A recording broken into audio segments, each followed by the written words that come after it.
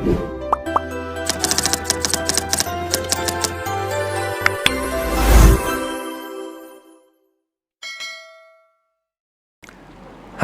salam satu data. Hari ini saya membahas terkait formasi seleksi kompetensi tahap 3 gitu. Jadi banyak yang bertanya terkait kapan seleksi P3K Guru untuk tahap ketiga gitu. Jadi ini sebenarnya harusnya tahap 3 sendiri sudah dilakukan di tahun 2021 kemarin gitu ya. Tapi karena ada banyak koordinasi dan penyelesaian terkait hasil seleksi tahap 1 dan tahap 2 sehingga seleksi kompetensi P3K Guru untuk tahap ketiga, pemilihan formasi tahap ketiga itu diundur di tahun 2022 gitu ya. Jadi ini kalau saya sadur dari Tirto di sini dijelaskan bahwa seleksi P3K Guru tahap 3 akan segera dimulai meski sampai hari ini Selasa 11 Januari 2022 belum ada pengumuman resmi kapan P3K Guru tersebut akan dibuka. Prof. Nunu sendiri sempat mengatakan bahwa jadwal P3K tahap 3 saat ini masih dibahas dan akan segera diumumkan. Ya, jadi teman-teman sih kalau dibaca di sini akan segera diumumkan. Kami sedang rapatkan dengan Panselnas dan Kemendikbud gitu ya. Nah, di sini seleksi P3K tahap 3 akan digelar dalam bulan Januari ini gitu ya. Jadi kalau ditanya kurang lebih bulan Januari ini gitu ya. Mungkin di akhir-akhir minggu ini mungkin untuk pemilihan formasi untuk teman-teman gitu ya. Jika sudah ada jadwal kami informasikan gitu ya, ujarnya kepada redaksi Tirto. Nah, ini adalah konfirmasi dari Prof. Nunu gitu ya. Kurang lebih mungkin ada informasi terkait pemilihan formasi untuk seleksi tahap ketiga di bulan Januari ini gitu ya. Jadi kalau kita sadur dari website resmi Guru P3K-nya di sini disebutkan bahwa bagi pelamar yang tidak lulus ujian seleksi kompetensi 2 dapat memilih kembali formasi di seluruh wilayah Indonesia. Seleksi kompetensi ketiga dapat diikuti oleh, kata kunci yang di biru ini adalah seluruh wilayah Indonesia, berarti bisa lintas ke seluruh provinsi ya. Nah, guru non-ASN yang mengajar di satuan pendidikan yang diselenggarakan oleh instansi daerah dan terdaftar sebagai guru di Dapodik yang tidak lulus seleksi kompetensi 2. Tenaga honorer X kategori 2 sesuai database THK 2 yang dimiliki oleh Badan Kepegawaian Negara yang tidak lulus seleksi kompetensi 2.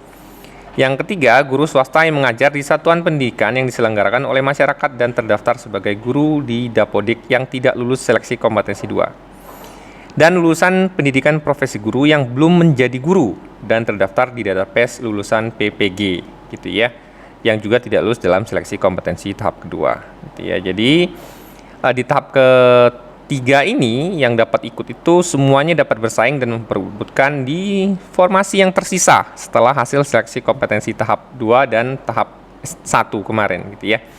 Jadi ini.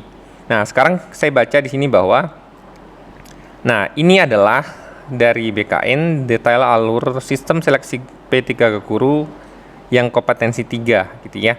Proses pemilihan formasi pada seleksi 3 dilakukan setelah pengumuman hasil akhir seleksi 2. Pelamar A, B, C, dan D yang tidak lulus pada ujian seleksi 2 maka dapat login kembali ke SSCASN untuk memilih lokasi formasi yang belum terpenuhi. Nah, berarti poin ini adalah melanjutkan dengan login kemarin yang di web SSCASN BKN gitu ya. Pelamar C dan D dapat memilih lokasi formasi pada tahap ini gitu ya. Yang C dan D itu sudah disebutkan di sini poinnya ya. Panitia penyelenggaraan seleksi wajib mengumumkan peserta yang mengikuti ujian seleksi 2. Hasil nilai seleksi 3 akan dilakukan pengolahan nilai dan pemenuhan kebutuhannya secara sistem dan diberikan kepada instansi daerah oleh Ketua Panselnas. Panitia seleksi instansi wajib mengumumkan hasil akhir seleksi tahap ketiga. Pelamar dapat mengajukan sanggah nilai selama 3 hari dari pengumuman. Panitia penyelenggara seleksi wajib menjawab sanggahan. Nah, ini prosesnya adalah masa sanggahnya ya. Jadi, kalau dilihat di sini sendiri, untuk seleksi tahap ketiga ini tidak berbeda jauh secara alur dengan tahap kedua yang kemarin. Jadi penjelasannya adalah bahwa di seleksi ini yang berhak ikut itu adalah lebih banyak, semuanya berhak ikut. Kemudian lokasinya juga lebih banyak karena cakupan wilayahnya bisa lintas provinsi di seluruh wilayah kerja Indonesia. Nah, ini gambarnya ya gitu ya. Jadi untuk tes ketiga ini kurang lebih sebenarnya sama sih seperti tes kedua gitu ya. Yang perbedaan terbesar itu adalah di lokasinya saja ya. Tes ketiga, peserta memilih kembali lokasi yang belum terisi sesuai dengan serdik atau kualifikasi yang bersangkutan.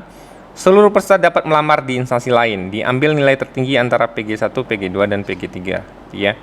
Kemudian setelah semua tes ini nanti ada pengisian formasi kosong atau dikenal dengan yang namanya optimalisasi formasi. Yang kemarin mungkin sempat disinggung beberapa kali ya terkait optimalisasi formasi. Nah, setelah tes ketiga, formasi yang masih belum terisi dapat dilakukan optimalisasi pengisian formasi kosong. Pengisian formasi kosong dilakukan berdasarkan ranking penilaian sekolah yang akan ditentukan oleh teman-teman Kemendikbud, gitu ya. Jadi ini adalah informasinya. Nah, di sini saya bacakan kembali. Ini adalah syarat untuk ikut seleksi P3K Guru tahap 3. Nah, ini juga sudah saya bacakan tadi. Kemudian ada kebijakan afirmasi guru ya. Sebelumnya pada seleksi P3K tahap 1 dan 2 ada kebijakan afirmasi, yaitu kebijakan pengakuan yang diberikan kepada pelamar P3 guru yang memenuhi kriteria pengalaman, usia, sertifikasi, dan disabilitas. Bonus nilai yang diberikan oleh pelamar afirmasi bukan tanpa alasan, ya. Nah, ini ada afirmasi yang kurang lebih kemarin masih berlaku, gitu ya. Peserta dengan Serdik, gitu ya, mendapatkan nilai kompetensi teknis sebesar 100%. Peserta yang berusia di atas 35 tahun mendapat nilai tambahan sebesar 15%. Peserta yang penyandang disabilitas mendapat nilai tambah sebesar 10% dan merupakan tenaga ex tenaga K2 mendapat tambahan 10%. Kemudian yang paling penting adalah tambahan nilai untuk penyesuaian nilai ambang batas. Peserta yang berusia di atas 50 tahun mendapat nilai tambahan sebesar 100% dari nilai maksimal kompetensi teknis serta 10% dari nilai manajerial, sosiokultural, dan wawancara.